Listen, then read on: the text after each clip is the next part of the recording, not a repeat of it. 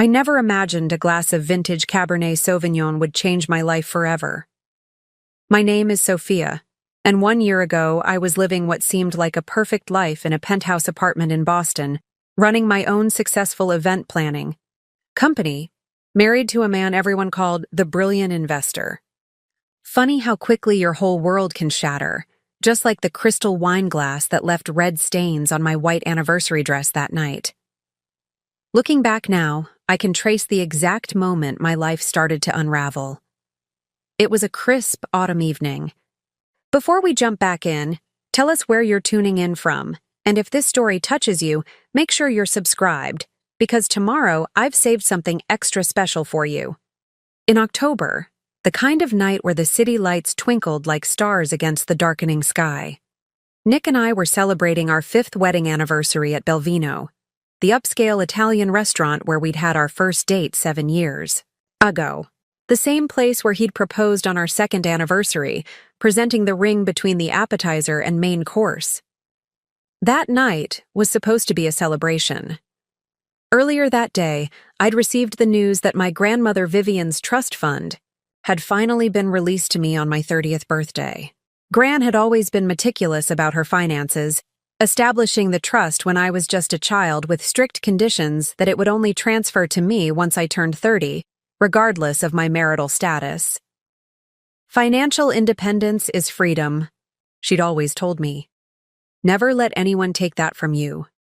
The trust was substantial, the culmination of my grandmother's shrewd investments over 6 decades. Gran had been a pioneer in her field, one of the first female financial advisors in Boston in the 1960s, breaking glass ceilings and building wealth that would eventually secure her family's future. While other grandmothers were baking cookies, Gran was teaching me how to read financial statements and understand market trends. Nick had seemed supportive when I first told him about the trust fund's release, kissing my forehead and ordering champagne to celebrate. But sitting there in Belvino, watching him swirl his wine with calculated precision, I noticed something different in his eyes. Something cold and calculating that I'd never seen before. Or maybe had chosen not to see. "We need to discuss what this means for our future," he said, his voice carrying that authoritative tone he usually reserved for his investment team. "This trust fund could set us up for life, especially if we incorporate it into my new hedge fund. I've already been looking at some opportunities." I took a sip of wine, trying to ignore the way my stomach tightened at his words. "I was thinking of using part of it to expand my business," I said carefully. "Maybe open a second office in New York. Gran always believed in my work." "Even your little party planning business," Nick cut me off with a laugh that felt like ice water down my spine. "Come on, Soph. This is serious money we're talking about. We need to think bigger. I've been talking to investors about launching my own fund, with your trust as anchor capital." "My trust fund," I repeated, the words feeling strange on my tongue. "Nick, this is Gran's legacy to me. She specifically left it in my name." "We're married, Sophia," he said, his voice dropping to that dangerous quiet that always preceded a storm. "What's yours is mine. That's how marriage works, or have you forgotten your vows?" I looked at my husband then, really looked at him. His perfectly tailored suit, his expertly coiffed hair, the way he held his wine glass like he was appraising a new acquisition. When had he become this stranger? Or had he always been this person, and I'd just been too blinded by his charm to notice? "I haven't forgotten anything," I said, my voice steadier than I felt. "But this is my grandmother's gift to me, and I want to honor her wishes. She believed in my business, Nick. She saw value in what I do even if you don't." That's when it happened. One moment Nick was sitting there, his face a mask of controlled anger, and the next his hand was moving with deliberate precision. The glass of deep red wine flew across the table, its contents hitting my face and chest with shocking force. The cold liquid soaked through my ivory anniversary dress, the one I'd spent weeks choosing, instantly staining the delicate fabric a violent crimson. The restaurant fell silent, I could feel the burn of humiliation as other diners turned to stare. A server rushed over with napkins, her face a mask of horror. But all I could focus on was Nick calmly wiping his hands as if he'd just finished a satisfying meal. "Now look what you made me do," he said quietly, his voice carrying easily in the stunned silence. "If you'd just been reasonable about this."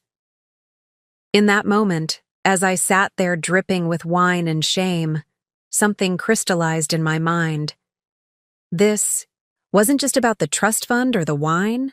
This was about power, control, and a truth I'd been avoiding for far too long.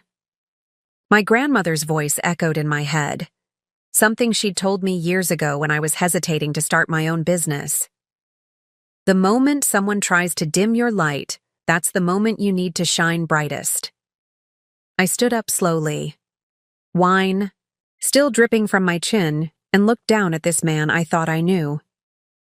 "We're done," I said, my voice clear and steady despite the chaos in my chest. The words felt like freedom, like finally opening the windows in a room that had been sealed for too long. As I walked out of Belvino that night, leaving Nick calling after me about being dramatic, I had no idea what would come next. I just knew that something had ended, and something else, something stronger, was beginning to take its place. The cool October air hit my wine-soaked dress, sending a chill through my body that had nothing to do with the temperature. Taxi drivers slowed as they passed, unsure if they should stop for the woman in a stained white dress standing outside an upscale restaurant. In the reflection of a store window, I caught a glimpse of myself. Makeup running, hair disheveled, dress ruined, and instead of shame, I felt a strange sense of clarity. For the first time in years, the image on the outside matched how I'd been feeling on the inside. Damaged, stained, compromised, but not broken. Never broken. Before that night at Belvino, I thought I had mastered the art of balancing it all. My company, Radiant Events, had just landed a contract to plan the governor's charity gala. Our Instagram following had hit 150,000. And Boston Lifestyle magazine had featured one of my celebrity weddings in their summer issue. From the outside, everything looked picture perfect, just like the meticulously crafted events I designed for my clients. Nick and I lived in a glass-walled penthouse on the 32nd floor of the Beacon Tower with panoramic views of the Charles River that made every sunset feel like a private show. Every morning I'd wake up early to review client proposals while sipping artisanal coffee, careful not to disturb Nick's sleep after his late nights analyzing market trends. I'd trained myself to move silently during these hours, conscious that a sharp investor needs a clear mind, as he'd remind me if I accidentally woke him, his voice carrying that edge that always made me feel slightly guilty. Our routine was as precisely choreographed as one of my event timelines. Nick would leave for his firm by 7:30, and I'd head to my studio office in the renovated textile factory in South End, a space that perfectly balanced historic charm with modern functionality. My team of 7, mostly women, which Nick sometimes commented on with raised eyebrows, would already be there, working on design boards or coordinating with vendors for upcoming events. "You're so lucky," my assistant Celia would often say, her eyes wide with admiration. "Nick is so supportive of your career. Most finance guys I know expect their wives to just plan charity luncheons and decorate their homes." I'd smile and nod, ignoring the knot that formed in my stomach whenever someone praised Nick's support. They didn't see how he scrutinized every business expense, questioning whether I really needed that new event planning software, or if another industry conference was worth the investment. "Your business is doing well enough," he'd say, studying our joint account statements with the same intensity he reserved for stock charts. "But it's just parties, Sophia. It's not like you're managing billions in assets." He'd laugh then, making it sound like a joke, but the message was always clear. My work was decorative, frivolous, while his was important and consequential. Still, I'd convinced myself I was happy. We hosted dinner parties where Nick would charm our guests with stories from Wall Street, while I served carefully plated meals that I'd spent hours preparing. Preparing and narrating this story took us a lot of time, so if you are enjoying it, subscribe to our channel. It means a lot to us. Now back to the story. He liked everything just so. The temperature of the wine, the arrangement of the table settings, the topics of conversation. I'd learned to anticipate his preferences, to smooth any potential wrinkles before they could disrupt his perfect image of our life. My fashion choices became increasingly cautious. I found myself gravitating toward outfits I knew Nick would approve of, nothing too bold or attention-grabbing. "You're representing us both," he'd say when I'd wear something too colorful or trendy. The us in question being increasingly defined by his career, his ambitions, his image. We were the perfect power couple on paper. Nick, the rising star at Meridian Investments with his Harvard MBA and family connections. Me, the creative entrepreneur, whose events were becoming the talk of Boston's elite social circle. We were featured in Boston Magazine's 30 Under 30 issue 2 years ago, the photographer positioning us against the skyline, Nick's arm around my waist, his grip just a little too tight. The penthouse itself was a monument to our supposed success. Floor-to-ceiling windows, minimalist furniture that cost more than my first car, a kitchen with appliances I was afraid to use for fear of scratching their pristine surfaces. It never quite felt like home to me, more like a showroom designed to impress Nick's colleagues and clients when they came over for strategic dinners. I had my own space, at least, a small home office where I could work when not at my studio. Nick had insisted on glass walls to keep the open concept, which meant I was always on display, always observable. I decorated it with photos of my events, magazine features, and a small picture of Gran and me that Nick said would be better, in a less visible spot. "It doesn't match the aesthetic," he'd explained. We maintained separate bank accounts, my business account, which I managed, and our joint accounts, which Nick oversaw. "I'm the financial expert," he'd remind me whenever I questioned a transaction or investment. "Trust me." And I did, or thought I did, allowing him to manage our joint finances with minimal input from me. I was efficient at work. My clients praised my attention to detail, my ability to anticipate problems before they arose, my talent for making everyone feel special and seen. These same skills I brought home, becoming hypervigilant about Nick's moods, anticipating his needs, carefully navigating around topics that might irritate him. Our sex life had become another scheduled event, one where my role was increasingly to validate Nick's ego rather than express my own desires.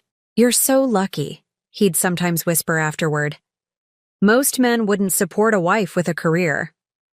As if his basic respect for my work was some extraordinary gift rather than the foundation of an equal partnership. My grandmother Vivian was the only one who ever questioned this arrangement. During our monthly lunches at her Beacon Hill brownstone, she'd listen to my carefully edited updates about work and home, then ask questions that made me squirm. "Are you still pursuing that hospitality management degree you talked about?" She'd inquire. Or, "Whatever happened to your plans for expanding to New York?" When I'd explained that Nick thought it wasn't the right time, she'd narrow her eyes in that way that spoke volumes. "Remember, Butterfly," she'd say, using the nickname she'd given me when I was small, "a gilded cage is still a cage." I'd laugh off her concerns, telling her she was old-fashioned, that modern marriages were about compromise. But late at night, when Nick was working late and I was alone in our perfectly appointed penthouse, her words would echo in my mind. The last time I saw Gran alive, just 2 weeks before she passed, she'd taken my hands in hers and looked at me, with those piercing blue eyes that seemed to see straight through any pretense. "You're dimming your light, Sophia," she said. "I see it happening bit by bit. That spark you used to have when you talked about creating experiences that transform people's lives, it's flickering." I dismissed her concerns, telling her about the magazine feature, the growing Instagram following, the successful events. but she just shook her head. "Numbers and appearances," she said. "I'm talking about passion, about joy.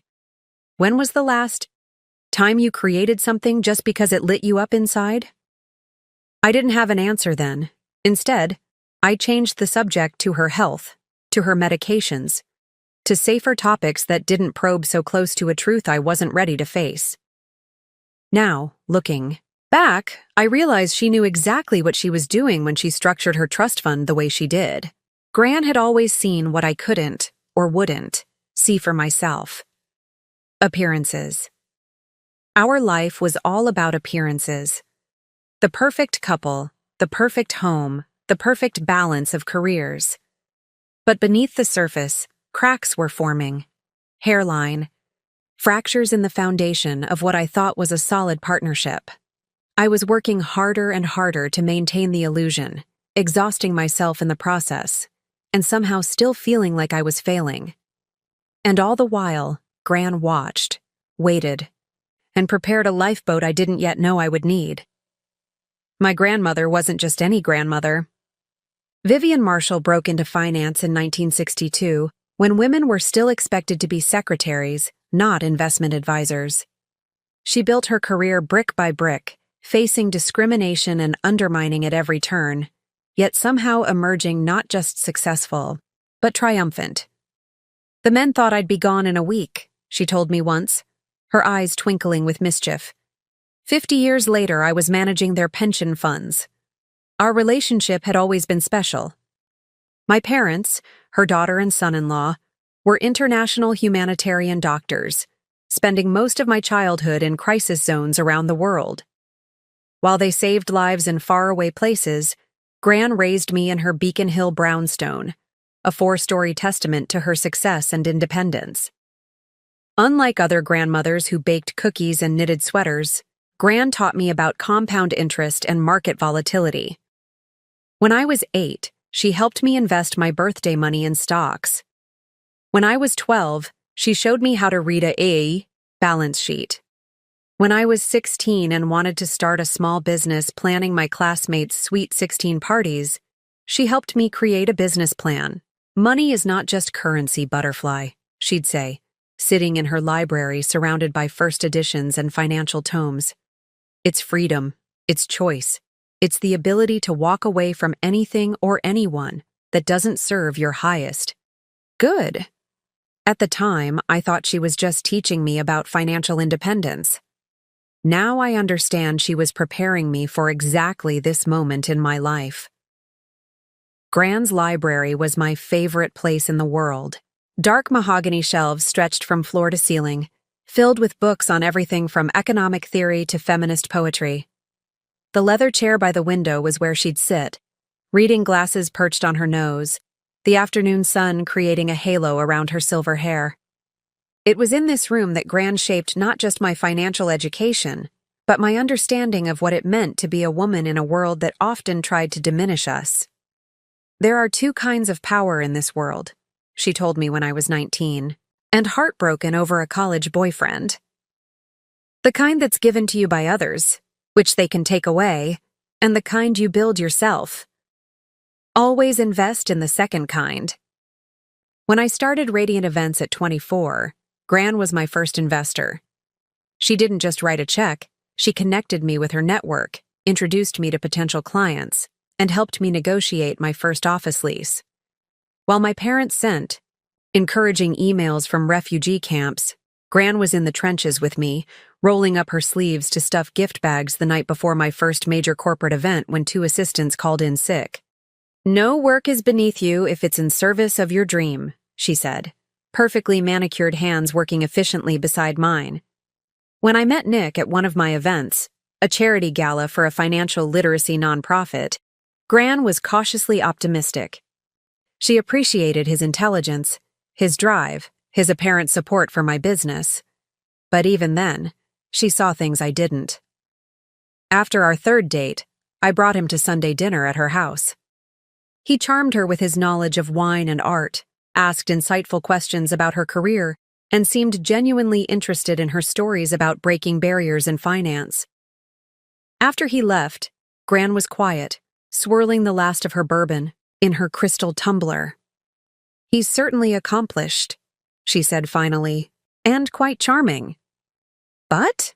I prompted, sensing her reservation.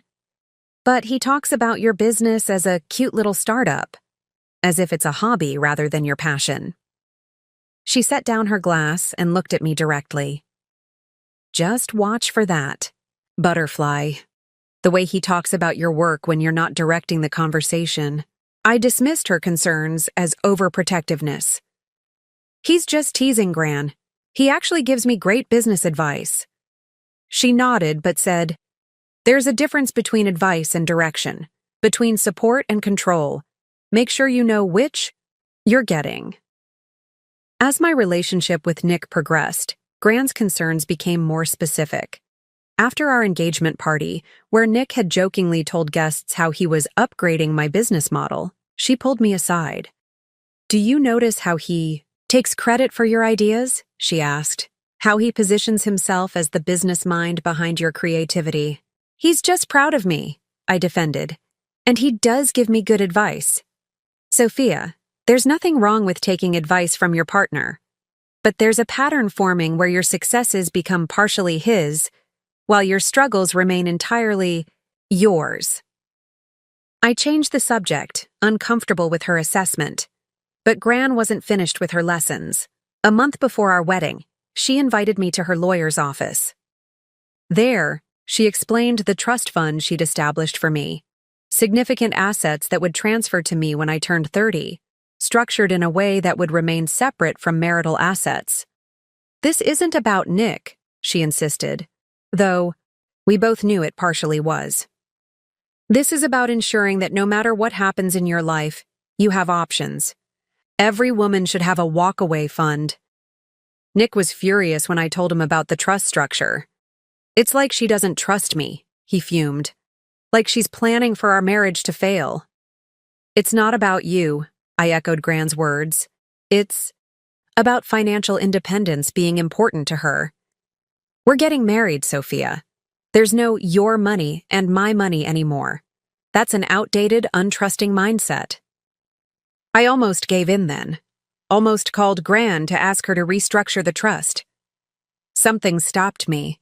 Perhaps the memory of her sitting in her library, telling me stories about women in her generation who'd been left with nothing after divorces, who had stayed in bad marriages because they had nowhere else to go. After we married, Nick's attitude toward Gran cooled considerably. He'd find excuses to miss our Sunday dinners, would check his phone constantly when forced to attend, would make subtle jabs about outdated feminist ideas when Gran talked about her career. For her part, Gran never criticized Nick directly to me again, perhaps sensing it would only drive a wedge between us. Instead, she focused on strengthening me, on reinforcing the lessons she'd been teaching all my life. When my business hit a rough patch in our second year of marriage, and Nick suggested I dial it back and perhaps work for an established event company instead, Gran took me to lunch. "Turbulence is part of any business journey," she said. "If you bail out at the first sign of choppy air, you'll never reach your destination." She then connected me with 3 new clients who helped turn things around. When Nick took credit at our dinner party for helping Sophia restructure her client acquisition strategy, Gran simply raised an eyebrow at me across the table. The message was clear. Notice this. During our 4th year of marriage, when I confided in Gran that I sometimes felt lost in Nick's shadow, she didn't offer sympathy. Instead, she gave me a book, a biography of Estée Lauder. "Read about how she built her empire while married," Gran said. "How she balanced being a supportive wife with being an ambitious entrepreneur. And notice how her husband supported her dreams rather than subsuming them into his." 3 months before she died, when Gran was already weakened by the cancer that would eventually take her, she invited me to her library one last time. Nick was on a business trip to London, and I'd been spending my evenings keeping her company. "I've been watching you dim your light, Sophia," she said, her voice frailer than I'd ever heard it, but her eyes as sharp as ever. "At first it was small things, deferring to Nick on financial decisions despite your own knowledge, downplaying your accomplishments around his colleagues, changing your appearance to suit his preferences. I started to protest, but she held up a hand. Now it's bigger things. Turning down the New York expansion opportunity. Scaling back your client list to plan more dinner parties for his firm. Considering freezing your eggs because he's not ready for children but might be in a few years when his career reaches a certain point. Tears sprang to my eyes, not because she was wrong, but because she was right. What happened to my fearless butterfly who was going to build an event planning empire? She asked gently. Who talked about revolutionizing how people experience important moments in their lives? Life is complicated, Gran, I whispered. Marriage is about compromise. Compromise is a two-way street, my darling. She reached for my hand, her grip still surprisingly strong. I'm not seeing much traffic coming from his direction. She died 2 weeks later, peaceful in her sleep. At the funeral, Nick stood beside me, appropriately somber, his hand on my lower back guiding me through the motions of grief. When her lawyer contacted us about the reading of the will, Nick rearranged his schedule, making sure to mention 3 times how difficult it was to move his important clients' meetings. Gran's final lesson was about to begin, though I didn't know it yet. The weeks after Gran's funeral were like walking through fog.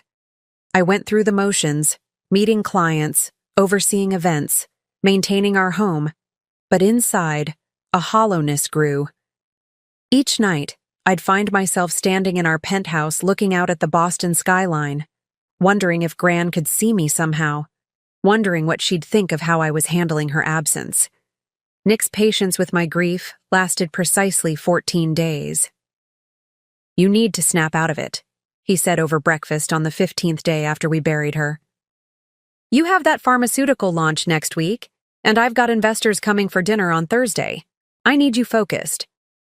I nodded automatically, pushing my untouched eggs around my plate. I had gotten used to these moments, the casual dismissal of my feelings, the prioritization of his needs. They happened so gradually that I hardly noticed anymore, like water slowly rising around my ankles, then my knees, then my waist. And Soph? He added, not looking up from his phone. Wear the blue dress for Thursday, the one that makes you look professional, but not like you're trying too hard. Davis is bringing his wife, and she's the jealous type. There it was again. Nick dictating not just the menu or the wine pairings, but how I should present myself. Blue dress. Professional, but not threatening. Accessories minimal. Hair straightened, not curly. The perfect corporate wife doll, arranged just so, I used to argue, to assert my own preferences.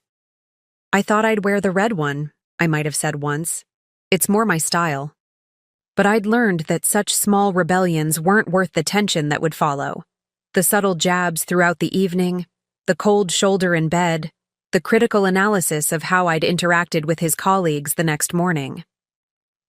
The water rises. You adapt. You learn to swim differently. Work became my refuge, the one place where I still felt like myself. At Radiant Events, I was Sophia Marshall, respected entrepreneur, not just Nick's wife. My team looked to me for direction. Vendors valued my opinion. Clients trusted my vision. The contrast between who I was at the office and who I became at home grew starker by the day, Celia noticed. You seem different when Nick calls, she observed after I finished a phone conversation with him about the dinner party. Your voice changes. Your posture changes. It's like you shrink. I laughed it off. Marriage means being flexible, I said, repeating one of Nick's favorite phrases. But her words stayed with me, adding to the growing unease I couldn't quite name. Then came the escalation. The red flags I can now recognize in hindsight, waving frantically in the breeze while I determinedly looked the other way. First, it was the monitoring of my schedule. I've synced our calendars, Nick announced one evening. This way I'll know where you are, and you'll know where I am. The loss of privacy felt uncomfortable, but he framed it as efficiency, as better partnership. The fact that he often changed my events without asking was just an oversight. Then it was the friends who gradually disappeared from my life. Ashley, my college roommate, was too negative. Sonia, my first employee, was obviously jealous of our success. Joey, my gay best friend, was deemed inappropriate after he'd challenged Nick on a political comment at our dinner party. "I'm just looking out for you," Nick would say. "For us, we need to surround ourselves with the right people if we're going to reach our goals." Our goals. Somewhere along the way, my dreams had been absorbed into his vision, like tributaries flowing into a river, losing their individual paths. The financial control tightened too. Nick suggested consolidating more of our accounts for tax purposes. He questioned business expenses more aggressively. When I received a substantial payment for planning a celebrity wedding, he had ideas about how it should be invested, in funds his firm managed naturally. "You're great at the creative stuff, Soph," he'd say, his tone both patronizing and final. "Let me handle the money. It's what I do."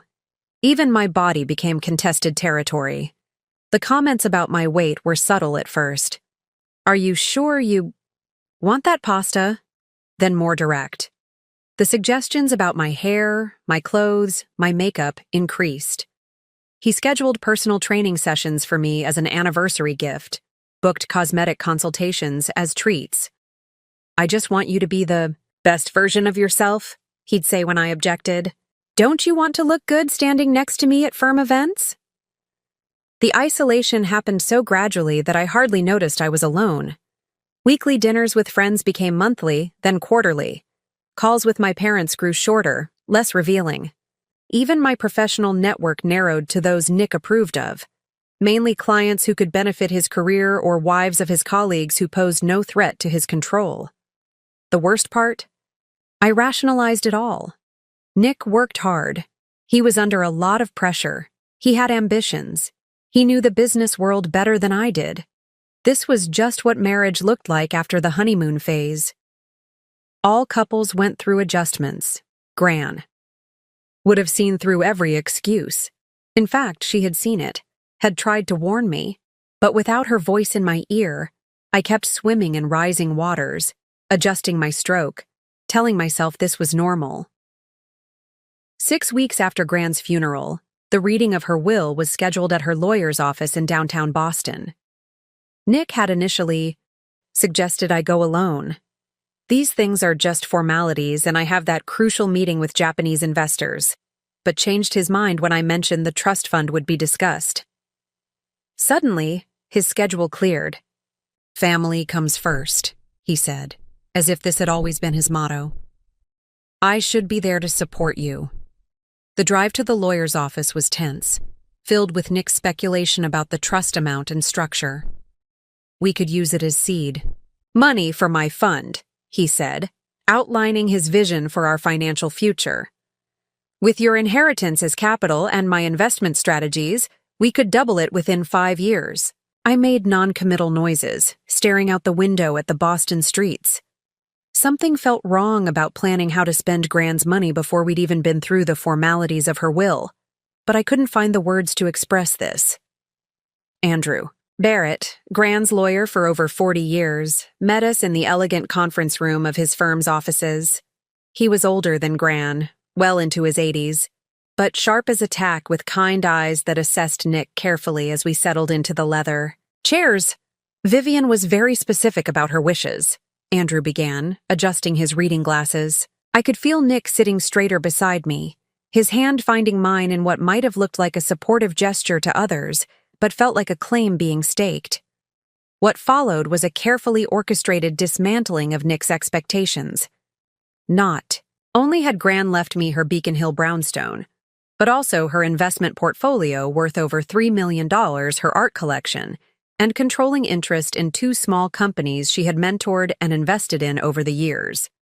Most significantly, she had structured it all in a trust that would remain legally separate from our marital assets. She was quite explicit, Andrew continued, pulling out another document. "The entire estate is to be held in a trust under Sophia's name alone, with provisions for continuing her work, supporting women entrepreneurs and financial literacy initiatives for young girls. I felt Nick's hand tighten on mine, but I kept my face neutral, a skill I'd perfected for client meetings. When vendors fell through or venues presented unexpected challenges, there must be some consideration for joint marital assets, Nick said, his smooth investor's voice slipping slightly, revealing the edge beneath. After all, Sophia and I have shared finances. Andrew's response was polite, but firm. The trust is quite clear, Mr. Reynolds. Mrs. Marshall was very specific about maintaining the separation of these assets. He turned to me. She also left this letter for you, Sophia. He held out a cream-colored envelope with my name written in Gran's elegant handwriting. The drive back to our penthouse was arctic. Nick gripped the steering wheel of his Tesla, knuckles white, while I sat with Gran's unopened letter in my lap. The gesture of waiting to read it, giving us both time to process, hadn't earned me any points. Nick's jaw remained clenched, his eyes fixed on the road with laser focus. We need to be smart about this, he finally said as we crossed the Charles River. That kind of money needs proper management. I know exactly how to structure the investments to maximize returns. Gran already had financial advisors, I interrupted, surprising myself with my firmness. Andrew says they've managed her portfolio for years. Nick's laugh was sharp, dismissive. Her advisors? Be realistic, Sophia. That's our money now. We can't let some old woman's sentimental attachments dictate our future. The casual cruelty of his words, some old woman, hit me like a physical blow. This was my grandmother he was talking about. The woman who raised me, who taught me everything from balance sheets to self-respect. I want to honor her wishes, I said, my voice quiet but firm. The trust is set up to maintain her legacy and support women entrepreneurs. It's what she wanted. What she wanted? Nick took his eyes off the road to stare at me. She's dead, Sophia. This is about what we want. What I want. Think about what this could mean for my fund. The way he said my fund made it clear he wasn't thinking about our future, but his ambitions. In that moment, I saw something I'd been avoiding for years, how every decision, every plan, every dream had somehow become about him. My event company was the business I let you play with. Our home was the penthouse I bought us. Never mind that my business success had contributed significantly to the down payment. Even my time was categorized according to his priorities. There were important events like firm fundraisers and dinners with his colleagues, and unnecessary commitments like my client meetings or industry conferences. I looked down at the letter in my lap, at my name in Gran's handwriting, and felt something shifting, like tectonic plates deep beneath the surface of my carefully constructed life. That night, after Nick had fallen asleep, I slipped out of bed and took Gran's letter to the living room. Moonlight spilled through the floor-to-ceiling windows, illuminating Boston's skyline, a view that had once thrilled me, but now felt like a beautiful prison. With trembling fingers, I broke the seal on the envelope and unfolded several pages covered in Gran's distinctive handwriting. My dearest butterfly, if you're reading this, it means I've finally found a way to help you spread your wings again. I've watched with growing concern as the vibrant, ambitious young woman I raised has slowly dimmed her light to accommodate someone else's shine. What followed were pages of memories, wisdom, and carefully laid plans. Gran hadn't just left me money and property, she'd left me a roadmap to independence. The trust was structured specifically to prevent any interference with my control of the assets. The brownstone was meant to be both home and headquarters for a foundation she'd envisioned, one that would support women entrepreneurs and provide financial education to girls from underserved communities. She'd even set up a separate account to fund the New York expansion of Radiant Events that I'd shelved at Nick's insistence. Every detail had been considered, every contingency planned for. It was as if she'd known exactly what roadblocks I would face and had systematically removed them all. "Remember, Butterfly," she wrote toward the end, "independence isn't selfish, it's essential. The right partner lifts you higher, the wrong one clips your wings to keep you grounded. I've given you the tools to fly. The choice to use them is yours." Tears streamed down my face as I read, but they weren't tears of grief. For the first time since Gran's death, I felt something like hope, a small flame flickering to life inside me. The next morning, emboldened by Gran's words, I made 2 calls. One to Andrew Barrett, alerting him to Nick's potential challenges, to the trust structure, and one to my bank, opening a separate business account, something Gran had specifically advised in her letter. Small acts of self-preservation that felt simultaneously terrifying and liberating. The rest of the week passed in a blur of passive-aggressive comments and thinly veiled demands from Nick. He accidentally scheduled a dinner with potential investors during my important client presentation. He questioned every business expense that came up on our joint credit card. He even showed up unannounced at my studio office, claiming he was in the neighborhood and wanted to see what keeps you so busy. Through it all, I maintained a facade of normalcy, but inside, something was shifting. Each controlling gesture, each dismissive comment, each attempt to override my autonomy added to a growing certainty. This wasn't love. It was ownership. And like one of my event designs, once I saw the fundamental flaw in the concept, I couldn't unsee it. "We should celebrate our anniversary early this year," Nick announced 5 days after the reading of the will. "I've made reservations at Belvino for this Friday." I should have recognized it for what it was. A calculated move to pressure me in a public setting where he thought I'd be more likely to acquiesce to his demands. But I didn't. I walked right into it, wearing the ivory dress I'd bought months ago specifically for our actual anniversary, about to learn exactly how far my husband would go to maintain control. Belvino hadn't changed since our first date. The same soft amber lighting, the same antique mirrors lining the walls, the same Italian opera playing softly in the background. Our regular table was in the corner by the window, where the city lights created a romantic backdrop that had once made my heart flutter. Now those same lights felt like spotlights in an interrogation room. Nick ordered for both of us, as he always did, carpaccio to start, followed by osso buco for him and branzino for me. "Remember our first date here?" he asked, reaching across the table to take my hand. His thumb traced circles on my palm in a gesture that used to feel loving, but now felt calculating. "You were so nervous you knocked over a water glass, and you were so embarrassed," I replied, remembering how charmed I'd been by his graceful handling of the situation. Now I wondered if that had been the beginning, his first demonstration of how he could manage my accidents, my mistakes, my life. The carpaccio arrived, paper-thin slices of beef arranged like autumn leaves on white porcelain.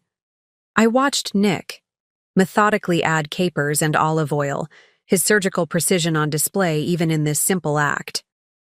He was building up to something. I could feel it in the air between us, heavy with unspoken demands. "I had an interesting meeting with the board today," he began, carefully placing a slice of carpaccio on crusty bread. "They're very interested in my fund concept. The timing would be perfect with your trust fund coming through." I set down my fork, the silver making a soft clink against the tablecloth. "Nick, we've been through this. The trust is set up for specific purposes. It's meant to honor Gran's legacy and support women entrepreneurs." "Purposes that can be amended," he countered, his voice taking on that reasonable tone he used to convince clients to invest in higher-risk opportunities. "Think about it, Sophia. My fund could double that money in 5 years. What's more important, making more money or following some sentimental plan?" The manipulation was so obvious it almost made me laugh, almost. Those sentimental plans include supporting causes Gran cared about deeply. They're part of her legacy, and I intend to honor them. Your grandmother, Nick said, his voice hardening, is dead. This isn't about her anymore. This is about our future, my future. And there it was, the truth slipping out. Not our future, his future. No, I said quietly but firmly. This is about my inheritance, my grandmother's wishes, and my choice. Nick set his wine glass down with surgical precision. Your choice? His laugh was cold enough to freeze the candle flame between us. When did you become so selfish, Sophia? So small-minded? This is exactly why women shouldn't handle significant financial decisions. You're too emotional, too attached to sentimental nonsense. Each word hit like a slap, but I held my ground. I'm not being emotional. I'm being responsible. Gran built. Something meaningful. Something that helps people. Helps people? He leaned forward, his voice dropping to that dangerous quiet I'd learned to fear. Event planning and women's programs help people while I'm building financial security? You're planning parties and playing with charity ideas, and now you're going to use your grandmother's money to enable more of this useless frivolity? I thought. About the letters I'd received from clients over the years. The cancer survivor whose remission celebration gave her hope during dark times. The same-sex couple whose wedding I'd designed when other planners refused them. The teenage girls who'd attended my free workshop on event planning as a business. But I knew Nick wouldn't understand or care about any of that. My work has value, I said, my voice stronger than I expected. And so did Gran's vision. I won't let you destroy either. The change in his expression was subtle. A tightening around the eyes, a slight twitch in his jaw. If I hadn't spent years studying his faces, I might have missed it. But I knew that look. It was the same one he got when an analyst questioned his strategy or a client hesitated to invest. Let me make something clear, he said softly, dangerously. Let me make something very clear. His hand moved toward his wine glass, and some part of me knew what was coming. But I was frozen in place, watching with a strange detachment as he lifted it. The trajectory of the wine seemed to happen in slow motion.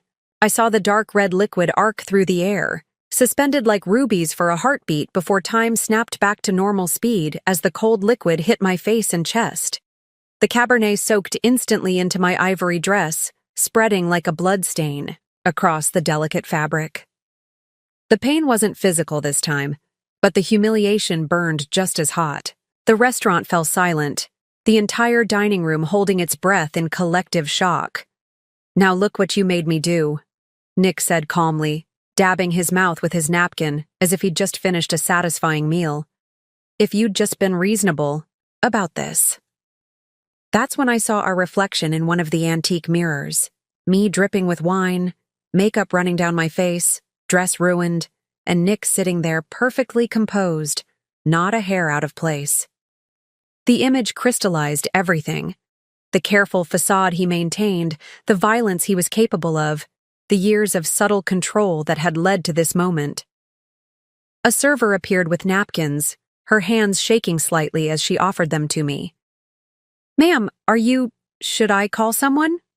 No need, Nick answered for me, his professional voice firmly in place. My wife isn't feeling well. She gets emotional sometimes, you understand. Just bring the check. But I wasn't listening to him anymore. I was watching my reflection in that mirror, watching as wine dripped down my face, and seeing something else entirely. The prison I'd built around myself, bar by careful bar, each one made of compromises and concessions and careful silences. Actually, I said, standing up slowly, do call someone. Call the manager. The look of shock on Nick's face would have been satisfying if I hadn't been so focused on the burning sensation of humiliation spreading through me. But beneath that humiliation, something else was growing.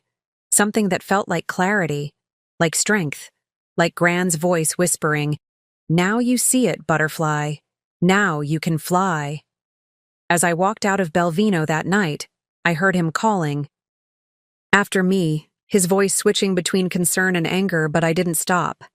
I couldn't stop, because for the first time in years, I was moving forward instead of standing still. And even through the humiliation, it felt like freedom. The October night air hit my wine-soaked dress like a shock of reality. Rain was falling, in that typical Boston mist, mixing with the wine on my face and creating an absurd blend of Cabernet and rainwater that would have been funny if it wasn't so horrifying.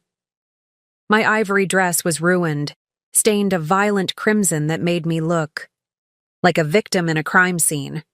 I made it half a block before the adrenaline started to wear off, and the reality of what had just happened really hit me.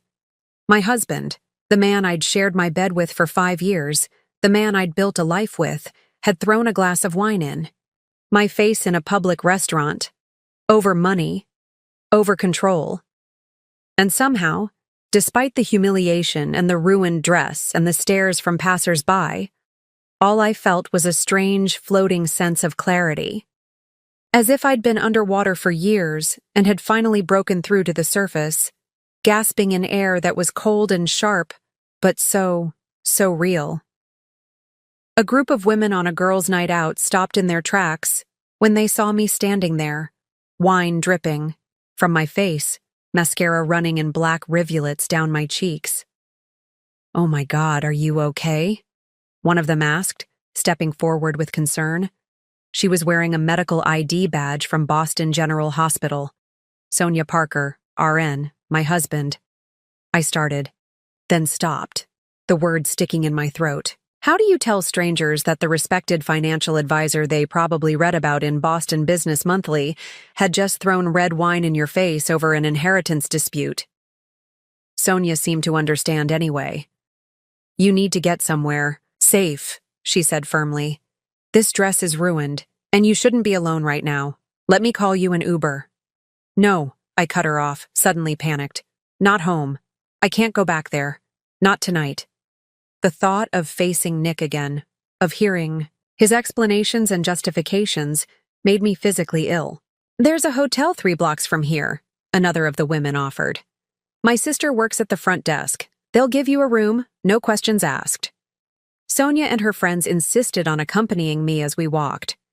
I learned they were all nurses, celebrating a colleague's engagement.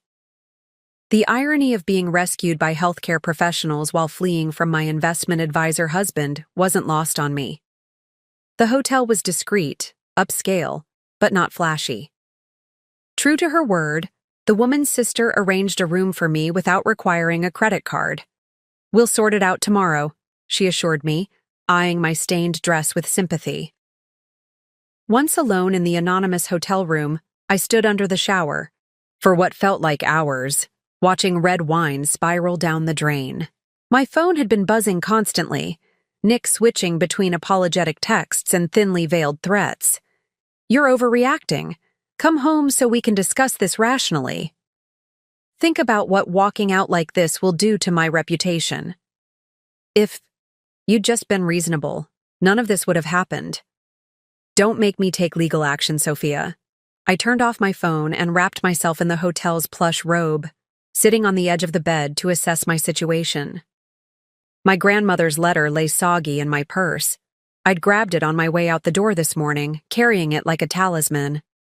Now I carefully spread the damp pages on the desk to dry. Gran's words blurring but still legible. "The right partner lifts you higher. The wrong one clips your wings." Nick had done more than clip my wings tonight. He'd shown me exactly who he was. Not just controlling, not just manipulative, but capable of public violence when his control was threatened. The realization wasn't exactly a shock. It was more like the final piece of a puzzle clicking into place, completing a picture I'd been working on for years without recognizing what I was creating. The beautiful, ambitious boy I'd fallen in love with had always contained the seeds of this man, the one who saw my success as a threat, my independence as disloyalty, my body and mind as extensions of his possessions. I thought about calling my parents, but they were somewhere in northern Ethiopia with limited connectivity. Besides, what would I say? Your daughter, the one you trusted Vivian to raise right, ended up in an abusive marriage anyway? Because that's what this was, wasn't it? Abuse. The word felt strange applied to my life. To me, Sophia Marshall Reynolds, successful business owner, respected community member. Abuse happened to other women, women without resources or education or supportive families, not to women like me. But then I remembered Gran's book club selections over the years, the memoirs and novels and research texts she'd casually left on the coffee table during my visits. Stories of accomplished, intelligent women who found themselves gradually controlled, isolated, diminished by the men they loved. Women who didn't see the pattern until something broke them out of it. Often something violent, something public, something impossible to rationalize away. Like a glass of wine thrown in your face on your anniversary. A knock at the hotel room. Door startled me out of my thoughts. For a terrifying moment, I thought Nick had somehow found me. But when I checked the peephole, I saw Celia, my assistant, standing there with a small suitcase. "How did you find me?" I asked as I opened the door. "Sonia Parker called the office. Her sister was in nursing school with my cousin," Celia explained, stepping inside and setting down the bag. "Small world. I brought you some clothes, toiletries, your laptop." I looked at her in confusion. "How did you get these things?" "I have your spare keys, remember? For when you need me to water the plants when you travel." Her expression was cautious, measuring my reaction. I waited until I saw Nick leave in the Tesla. He looked furious, was practically burning rubber out of the garage. The thought of her in my penthouse, possibly risking an encounter with Nick, made me feel sick. "Celia, that was dangerous. If he'd caught you, then he'd have had to explain to the doorman why he was attacking your assistant," she said with surprising firmness. "Besides, I wasn't alone. Jonas from building security went up with me." That's when I noticed the bruise forming on Celia's wrist, partially covered by her sleeve. I reached out and gently pushed the fabric back, revealing finger marks that could only have been made by someone grabbing her roughly. "Did Nick do this to you?" My voice sounded strange to my own ears, distant and cold. Celia pulled her arm back. "Not tonight. Last month, when he came to the office and you were meeting with that bride at the Four Seasons, he didn't like that. I wouldn't tell him exactly where you were, said I worked for him by extension." She shrugged, trying to look nonchalant. "I didn't tell you because you seemed so stressed already, and he apologized the next day. Sent flowers." The revelation hit me like another glass of wine to the face. Nick had hurt my employee, my friend, and I hadn't even known. What else had I missed? What other damage had he done while I was busy maintaining our perfect facade? "I'm sorry," I said, tears welling up. "I'm so sorry he hurt you, that I didn't see it." Celia's expression softened. "It's not your fault, Sophia. I've watched him isolate you for years, chip away at your confidence.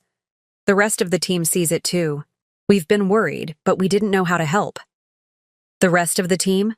I echoed, realizing how much I'd underestimated not just Nick's behavior, but its visibility to others. "Why do you think Ashley keeps inviting you to girls' nights, even though you've canceled the last 8 times? Why does Joey still send you ridiculous gifts every morning even though Nick made it clear he wasn't welcome at your house anymore?" She sat beside me on the bed. "We've been trying to keep the door open, waiting for you to walk through it." I thought about all the invitations I'd declined, the friendships I'd let fade, the connections I'd allowed to wither under Nick's subtle pressure. I'd thought I was making small sacrifices for marital harmony. Instead, I'd been cutting away, my own safety net, strand by strand. "What do I do now?" I asked, feeling suddenly very young and very lost. Celia smiled, a determined gleam in her eye. "First, you get some sleep. Tomorrow we call Andrew Barrett. And then," she squeezed my hand, "we start rebuilding what Nick tried to tear down."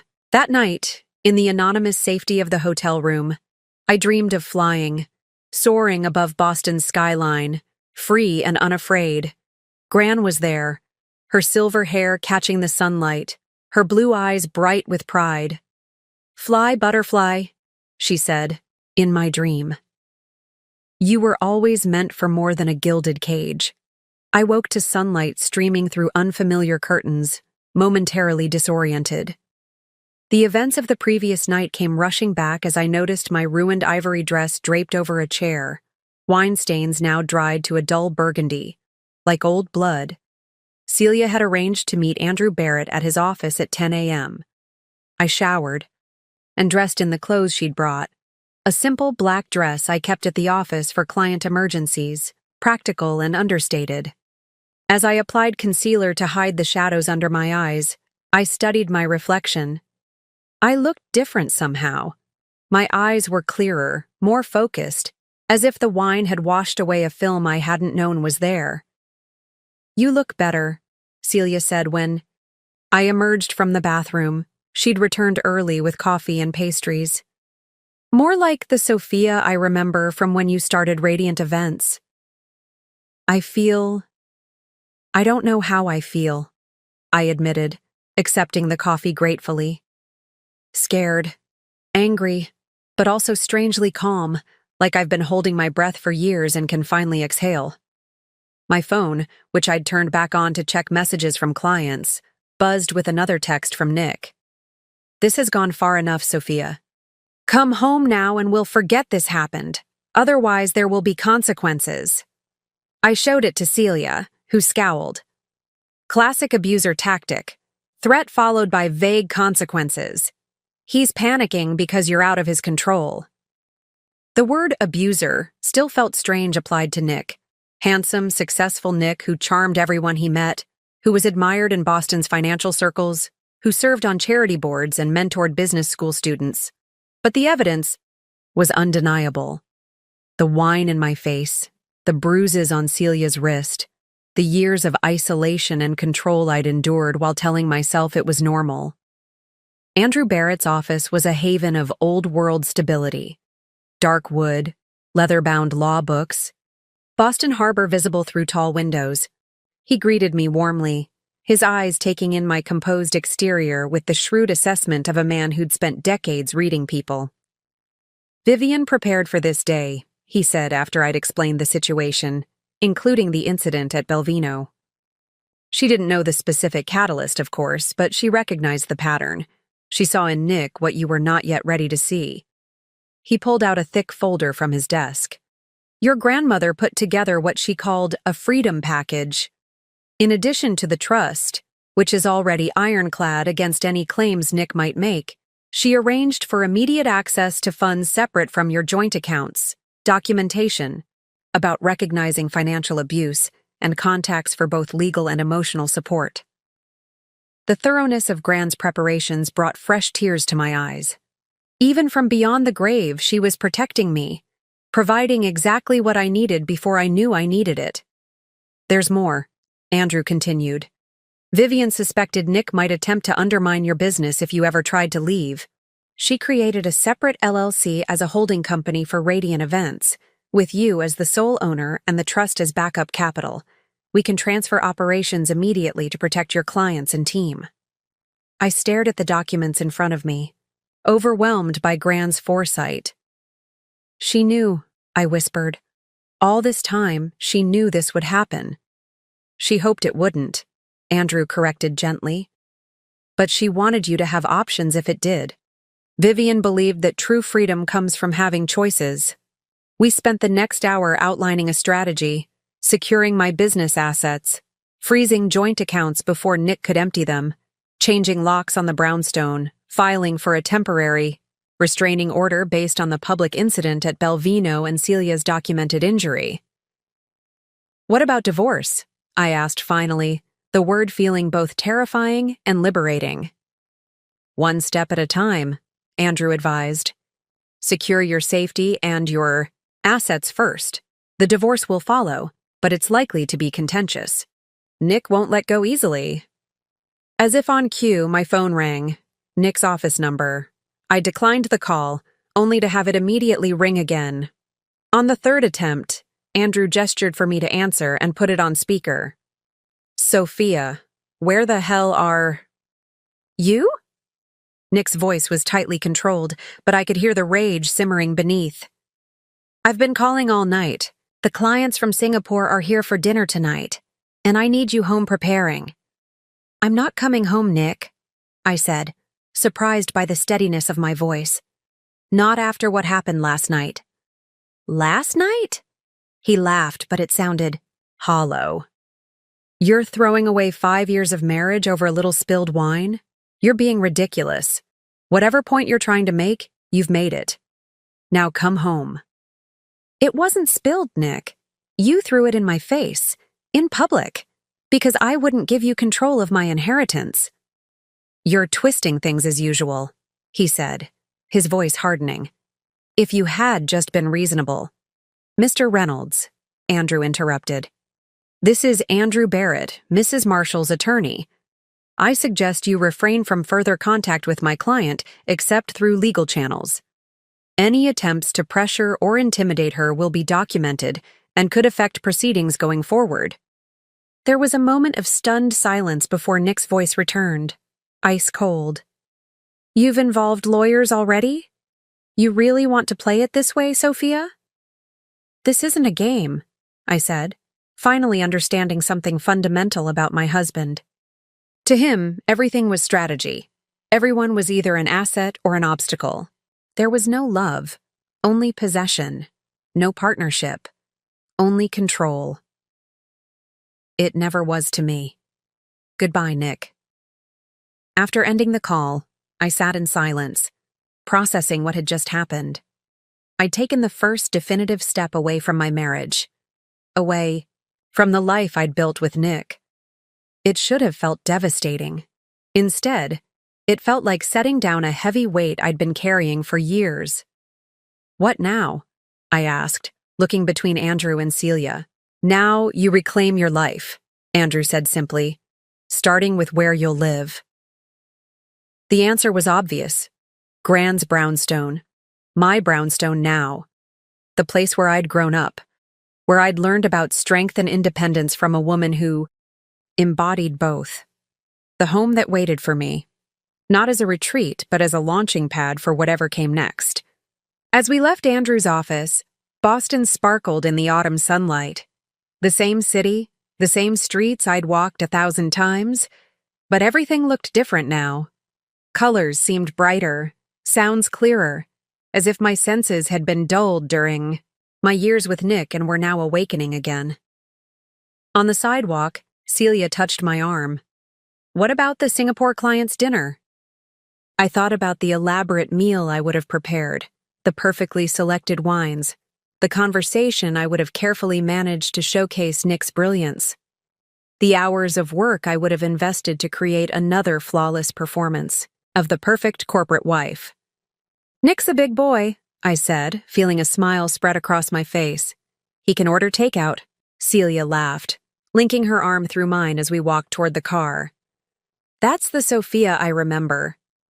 Later that afternoon, I stood in Gran's library, my library now, running my fingers along the spines of books that had shaped my childhood. The room smelled of leather and paper, and Gran's subtle perfume, as if she might walk in at any moment with a new business biography for me to read, or a financial report to discuss.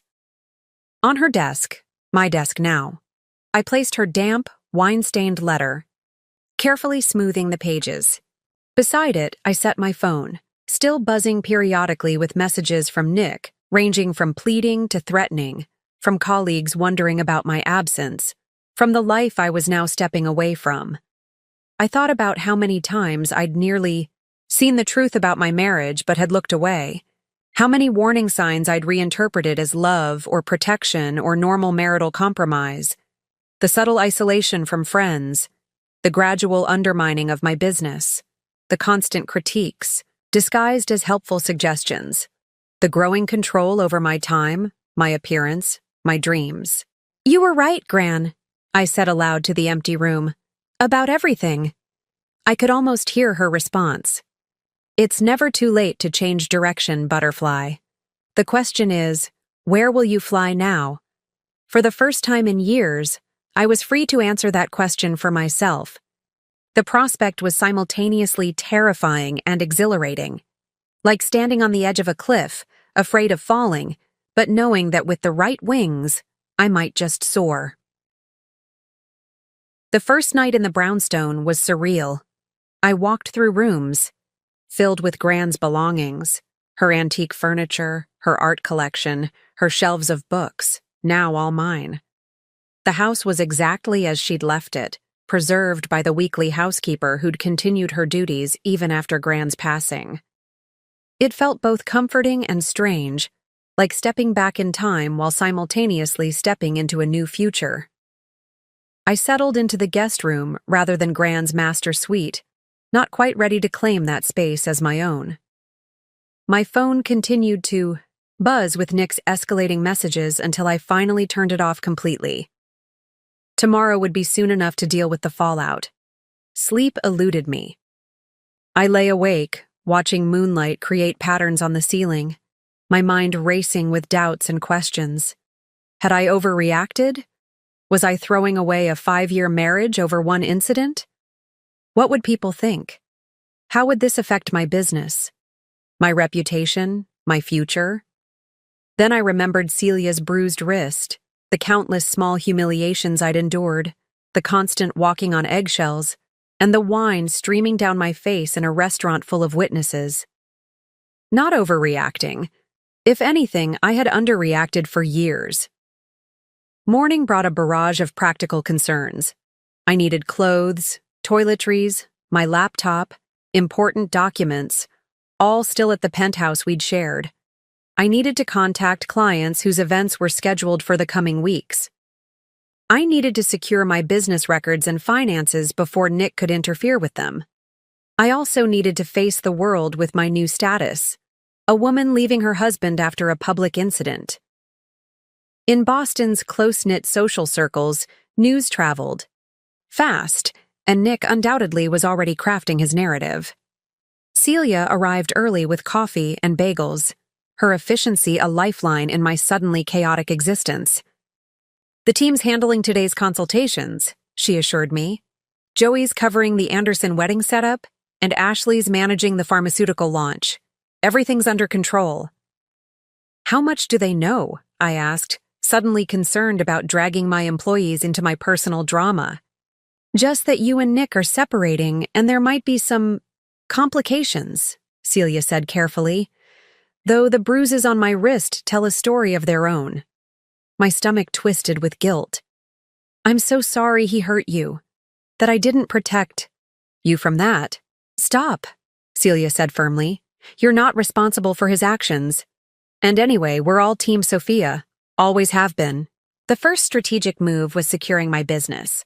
Andrew Barrett had arranged for an IT specialist to transfer our systems to new servers and change all access credentials. By noon, Nick had been locked out of every aspect of Radiant events: email, client files, financial records, social media. His reaction was swift. At 12:17 p.m., my office received a legal letter claiming that as my spouse, he had rights to the company assets and demanding immediate restoration of access. Andrew responded with documentation of the separate LLC Gran had created, effectively rendering Nick's claims moot. At 1:30 p.m., 3 police officers and a locksmith arrived at the brownstone. Andrew had arranged for them to accompany me to the penthouse to retrieve my essential belongings. The precautions seemed excessive until we arrived to find Nick waiting, his Tesla parked conspicuously in the visitor spot.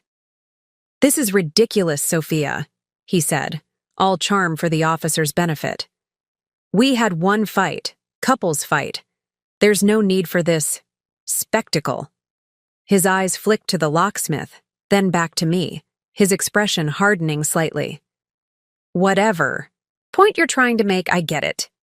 Let's talk inside. Alone. Sir, Mrs. Reynolds has requested police presence while she collects her belongings," the senior officer stated firmly. "You can either allow this to proceed calmly, or you can leave the premises until it's completed." It's actually Ms. Marshall, I corrected quietly. I'm reverting to my legal name. Nick's mask slipped then, just for a moment, his eyes flashing with rage before he composed himself. Fine, take what's yours, but we both know what this is really about. He stepped closer, lowering his voice so only I could hear. You think your grandmother's money makes you untouchable? This is just beginning, Sophia. The threat hung in the air as I walked past him into what had been our home. With the officers watching, I methodically gathered my clothes, jewelry, personal documents, and a few sentimental items. I left behind the designer dresses Nick had selected, the jewelry he'd given me for milestone achievements, as if I were an employee receiving bonuses, the photos of us that had always seemed more like corporate headshots than loving mementos. In our home office, I found evidence of Nick's next moves, printouts of my client list, notes about approaching my key clients to suggest my instability might affect their events, a draft email to my landlord questioning the renewal of my studio lease. He'd been planning a systematic dismantling of my business and independence. I photographed everything with the officers as witnesses, then continued my efficient packing. The entire process took less than an hour, but it felt like closing a chapter that had consumed 5 years of my life. As I left, I handed Nick my keys to the penthouse, a symbolic gesture that wasn't legally necessary but felt important nonetheless.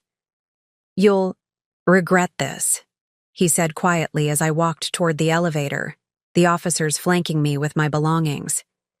When the trust money's tied up in legal battles for years, when your precious business loses clients because of the scandal, when everyone knows you walked out on your marriage over nothing, you'll wish you'd been reasonable. I turned back to look at him, this man I'd once loved, once believed in, once trusted with my heart and future. In that moment, I saw him clearly. Not the charming investment advisor everyone admired, but a frightened, controlling man who could only feel powerful by diminishing others. The wine wasn't nothing, Nick, I said calmly. It was just the final drop. Back at the brownstone, I stood in grand study, my study now, surrounded by boxes of my hastily packed life, trying to process the whirlwind of the past 24 hours. I'd left my husband. I was effectively homeless, or rather between homes. My business was under threat. My reputation was likely being shredded in Nick's narrative even now. Yet beneath the anxiety and uncertainty, I felt something unexpected. Relief.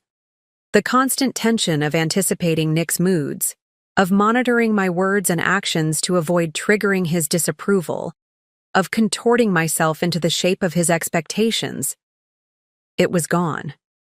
In its place was a strange, unfamiliar lightness. The doorbell rang, startling me from my thoughts.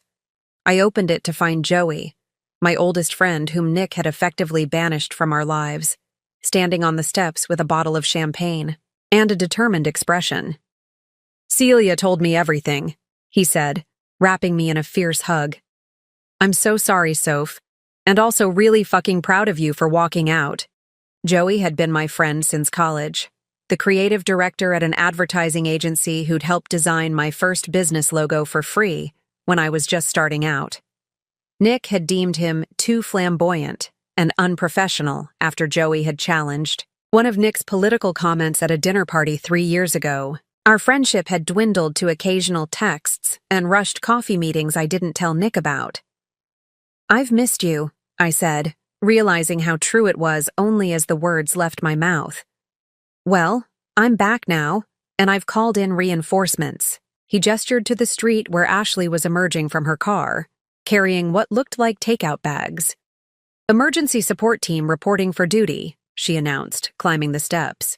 I brought Thai food, face masks for a spa night, and 5 years of pent-up conversations we couldn't have because your husband was a controlling asshat. For the first time since the wine hit my face, I laughed, a genuine, unexpected burst of joy. These were my people, coming back to me like they'd been waiting in the wings all along. Or perhaps more accurately, I was coming back to them, emerging from the isolation that had become so normal I'd stopped noticing it. As we spread cartons of pad thai and green curry across Grand's antique dining table, Joey raised his champagne glass.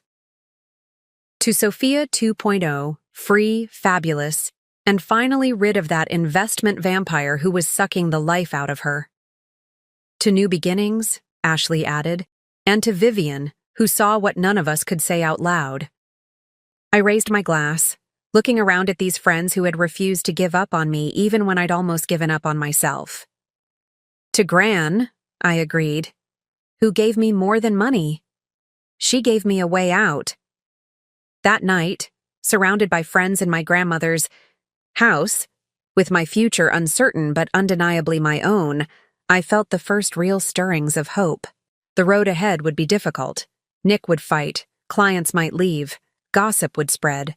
But for the first time in years, I was moving forward on my own terms. And that made all the difference. The first wave of Nick's retaliation hit on Monday morning, 3 days after the wine incident. I was meeting with Andrew Barrett about filing for divorce when my phone exploded with notifications, clients calling in panic, team members texting in confusion, social media alerts pinging relentlessly. "What's happening?" I asked Celia, who burst into Andrew's office without knocking, her face pale. "Nick sent an email to every client on our roster," she said, handing me her tablet. "Somehow he got access to our backup contact list." The message was masterfully crafted, concerned rather than angry, professional rather than personal. Dear valued client of Radiant Events, as a courtesy, I feel obligated to inform you of some concerning developments that may affect your upcoming event. My wife, Sophia Marshall Reynolds, is currently experiencing significant personal difficulties that have impacted her judgment and reliability.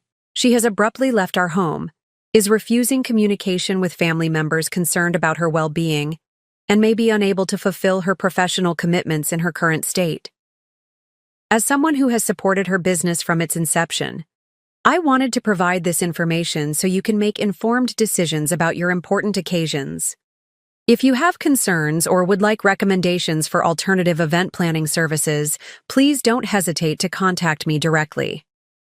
Sincerely, Nicholas Reynolds, CFA Managing Director, Meridian Investments. The calculated cruelty of it took my breath away. With a few carefully chosen words, Nick had undermined my professional reputation, painted me as unstable, and positioned himself as the concerned, supportive husband, all while offering to redirect my clients to planners who would undoubtedly be loyal to him.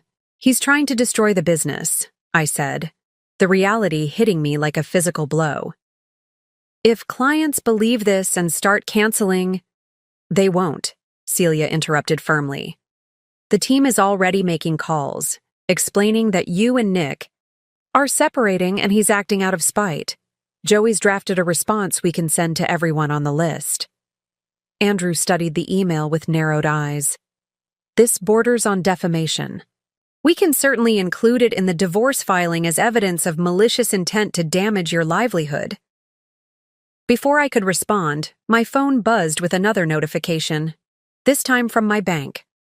All the business accounts had been frozen, due to a reported fraud alert. Nick couldn't access the money directly, but he could certainly create obstacles. "He's trying to force me back," I realized, the pattern suddenly clear. "Cut off my income, damage my reputation, make it impossible for me to stand on my own." "Classic abuser tactics," Andrew agreed, already dialing the bank. "But his strategy has a fundamental flaw. He still thinks you're alone." That became the theme of the week as Nick's attacks escalated across multiple fronts. When the bank accounts were unfrozen, thanks to Andrew's legal team, Nick approached my landlord with fabricated concerns about business stability, almost costing me the studio lease. When that failed, he contacted vendors, suggesting payment problems and encouraging them to demand upfront fees. Each morning brought a new crisis, a new fire to extinguish. But something unexpected was happening alongside the chaos. People, were rallying around me. Vendors I'd built relationships with over years saw through Nick's manipulations. Clients who knew me and my work responded to his email with messages of support. My team worked overtime, maintaining the quality of our events while helping me navigate the personal tsunami. The most surprising ally emerged on Wednesday when Pierre Fontaine, owner of Belvino and witness to the wine incident, called me personally. "Man, your husband. He has been contacting my regular customers," Pierre said, his French accent more pronounced in his anger. "He tells them my restaurant has, how you say, a pest problem, that people became sick after dining here. This is because I gave statement to police about what I saw him do to you." "Pierre, I'm so sorry," I began, horrified that Nick would target an innocent business. Non. I do not call for apology. I call because now I am angry. I have security. Video of that night. Very clear. Your lawyer should have it, yes? For the divorce?" The security footage arrived at Andrew's office the next morning. Crystal clear evidence of Nick deliberately throwing his wine at me. The calculated way he'd done it, his calm demeanor afterward. No one watching could possibly interpret it as an accident or a mutual fight. "This is extremely helpful," Andrew said, reviewing the footage.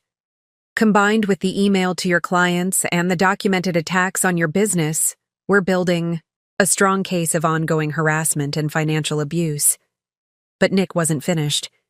By Friday, he'd escalated to approaching potential new clients before they could sign with Radiant Events, offering his insights about the company's instability. He'd even convinced 2 couples to cancel contracts, costing me thousands in deposits I had to refund. The most painful blow came when I learned he'd contacted my parents in Ethiopia, painting a distorted picture of mental instability and implying I needed intervention. Their worried emails arrived filled with misinformation only Nick could have provided, their limited internet access making it difficult to explain the full situation.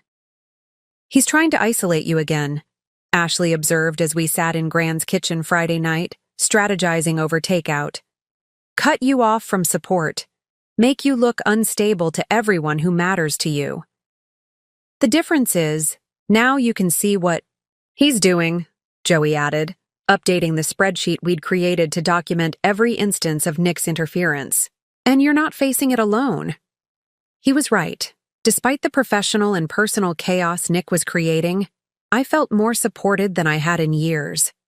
Friends I'd been distant from reached out offering help. Industry colleagues I respected sent referrals to show their confidence.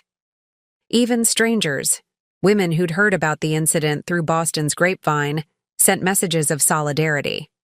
The most unexpected support came from 3 of Nick's colleagues' wives, who invited me to coffee with the explicit purpose of sharing their own stories.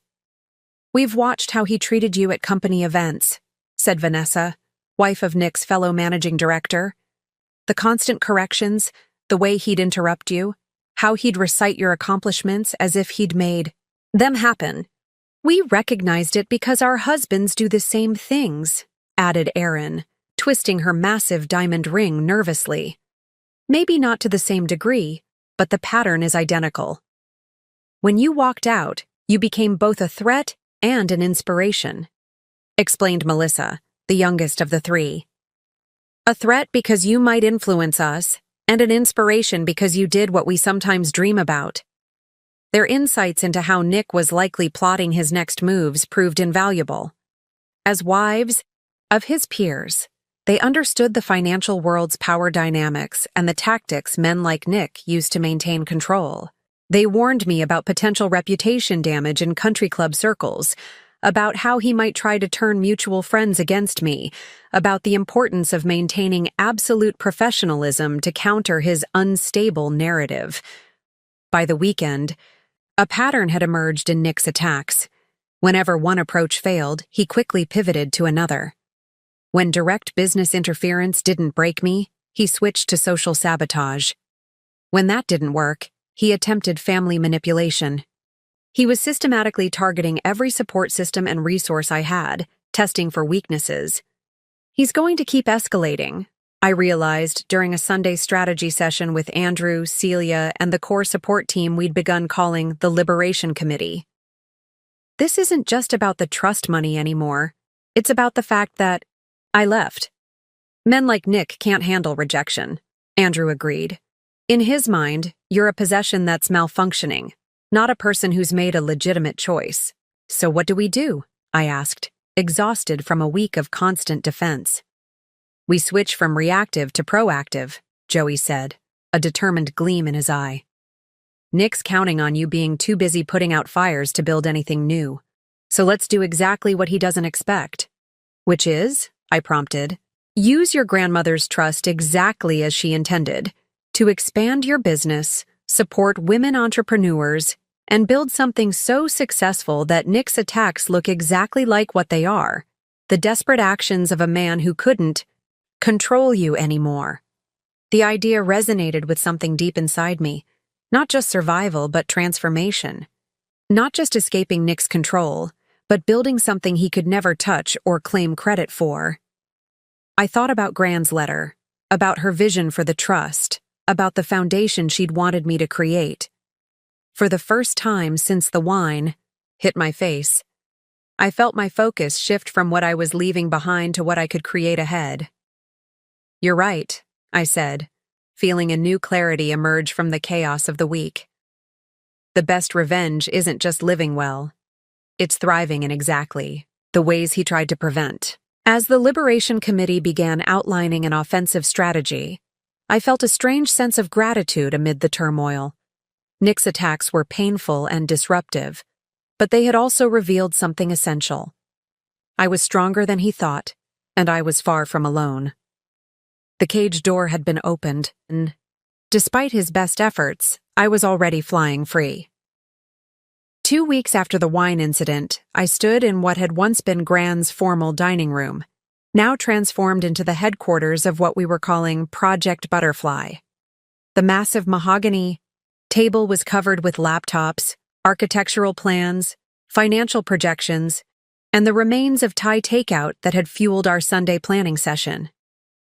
It's ambitious, Andrew Barrett said, reviewing the documents we'd prepared.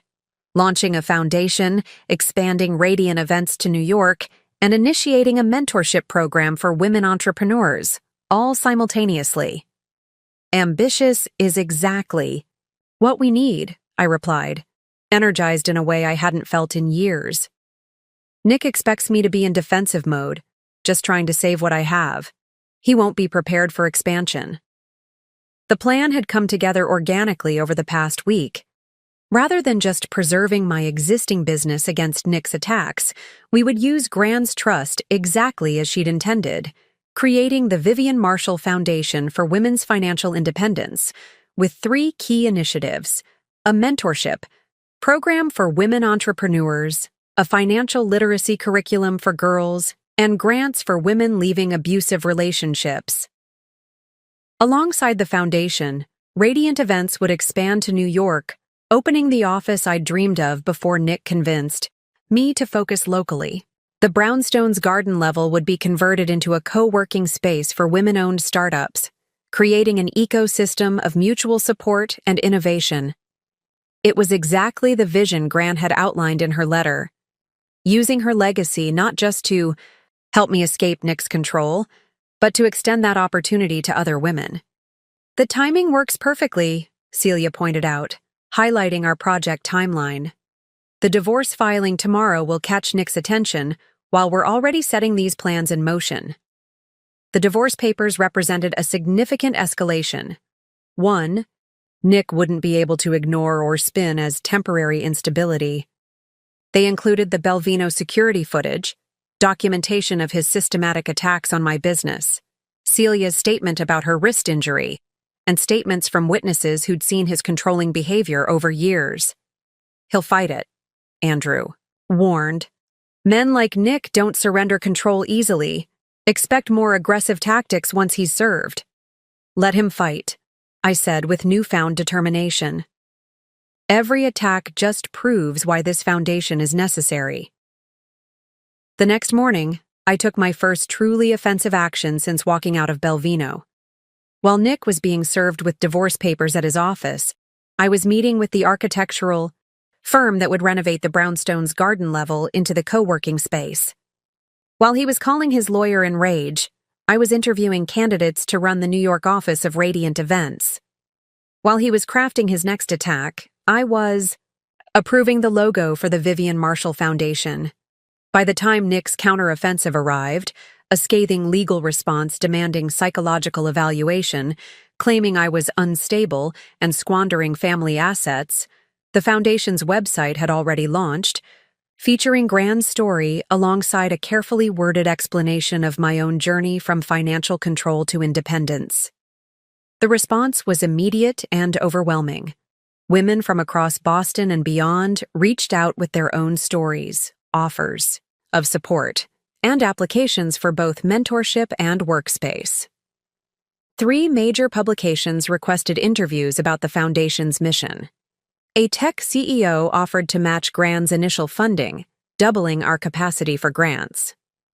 "He fundamentally misunderstood who you are," Joey observed as we reviewed the flood of supportive messages. "He thought you'd crumble without him. Instead, you're building an empire." Nick's attacks continued and even intensified. Legal motions, attempts to freeze the trust assets, whisper campaigns in social circles we'd once shared. But something had shifted in the dynamic between us. I was no longer just responding to his moves. I was making my own, creating something he couldn't touch or diminish. On the 1-month anniversary of the wine incident, I returned to Belvino, for the first time, not as a victim, but as a businesswoman finalizing details for a foundation launch event Pierre had offered to host at no charge. "The perfect symmetry," Pierre approved, showing me the private dining room he'd reserved. "Where something ugly happened, now something beautiful begins." As I walked through the restaurant, I caught a glimpse of myself in the same antique mirror that had reflected my wine-stained humiliation a month earlier. The woman looking back at me now stood taller, her eyes clear and focused, her purpose evident in every movement. In just 1 month, I had reclaimed not just my independence, but my vision for the future. The trust that Nick had coveted was now powering exactly the kind of women's empowerment he had tried to prevent in his own home. Gran would have called it poetic justice. I called it reclamation of my power, my purpose, and my life. 3 months after the night Nick threw wine in my face, I stood at the podium in the ballroom of the Fairmont Copley Plaza, addressing the sold-out inaugural gala of the Vivian Marshall Foundation. The room glittered with candlelight, Boston's business and philanthropic communities mingling with the foundation's first cohort of mentees, 20 women entrepreneurs who would receive guidance, workspace, and seed funding. "Transformation," I began, my voice steady and clear, "rarely happens in comfortable circumstances.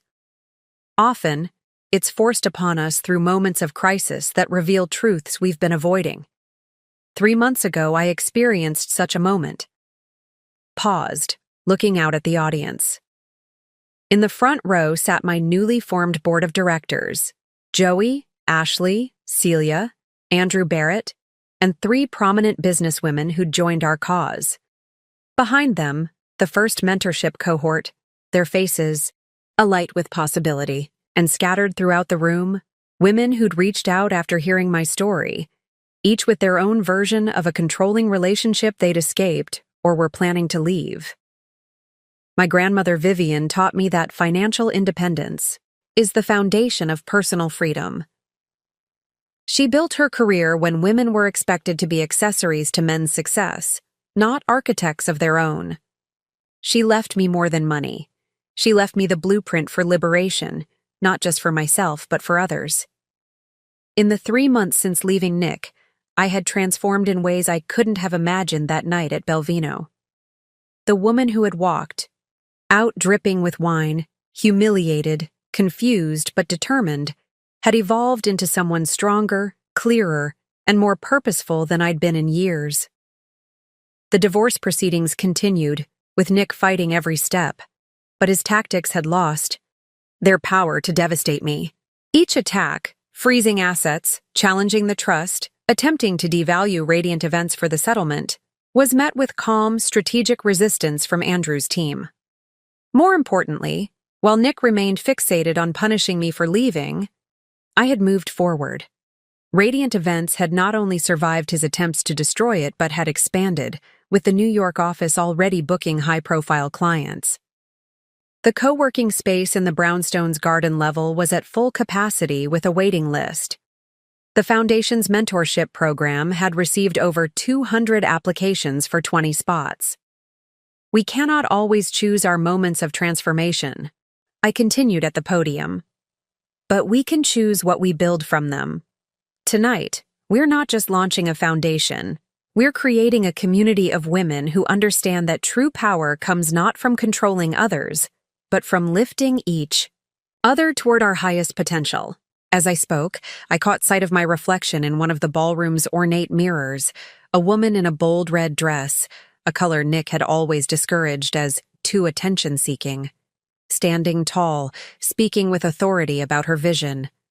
The contrast with the wine-soaked, shocked woman from 3 months ago couldn't have been more stark. The transformation wasn't just external. Inside, I had changed in fundamental ways. The habit of making myself smaller to accommodate Nick's ego had been replaced by a willingness to take up space, to assert my vision. The constant anxiety about his approval had given way to a steady confidence in my own judgment. The isolation he had cultivated had been shattered by the community now surrounding me. My grandmother had a saying, I concluded, smiling at the memory of Gran in her library. When someone tries to clip your wings, don't just escape the cage. Build a sanctuary where others can learn to fly. Tonight, that sanctuary begins to take shape. Thank you for being part of it. As the room erupted in applause, I felt something I hadn't experienced since long before the wine incident, pure, uncomplicated joy. Nick had thrown that wine thinking it would force me back into line. Instead, it had set me free, revealing not just his true character, but my own strength. Some transformations begin with fire, others with ice. Mine had started with wine, and blossomed into something beyond even Gran's visionary planning. 1 year to the day after Nick threw wine in my face, I stood in Gran's library, my library now, holding the dress I'd worn that night. The ivory fabric was still stained deep burgundy, the wine's imprint a permanent reminder of the moment everything changed. I'd kept it deliberately, not as a symbol of victimhood, but as a testament to transformation. The brownstone had transformed, too. What was once Gran's private sanctuary was now a vibrant hub of activity. The garden-level co-working space buzzed with women entrepreneurs building their dreams. The formal living room had become a classroom for financial literacy workshops. Gran's library remained my private retreat, but even it had evolved, her financial textbooks now sharing space with books on women's leadership, trauma recovery, and entrepreneurial strategy. Radiant Events had not just survived Nick's attempts to destroy it, it had thrived. With offices in Boston and New York, and a third location planned for Chicago, we'd become known for creating experiences that celebrated clients' authentic stories rather than just following trends. The wine incident, ironically, had freed me to pursue a more meaningful vision for my company than I'd ever dared under Nick's influence. The divorce had been finalized 6 months ago, after Nick finally realized his delaying tactics were only costing him money and reputation. The settlement was fair but firm. I kept Gran's inheritance, my business, and the brownstone. He kept our penthouse, his investment accounts, and the bitter knowledge that he'd lost control not just of me, but of the narrative he'd tried to craft. I'd heard through mutual connections that he'd left Boston for London, unable to maintain his carefully constructed image in a city where too many people now knew the truth. His professional trajectory had stalled, his mentorship initiative for business students had lost funding, and several investors had quietly withdrawn from his fund. Actions, as Gran always said, have consequences. Setting down the ruined dress, I moved to the window overlooking the garden. The roses Gran had tended were in full bloom, now cared for by a rotating group of foundation mentees who found peace in gardening. Among them today was Melissa, one of the very wives who had reached out after my incident, now separated from Nick's colleague and building her own interior design business with the foundation's support. My phone chimed with a text from Celia. "Car's here. Ready for your TEDx talk." The invitation to speak about financial independence as a cornerstone of women's empowerment had come months ago.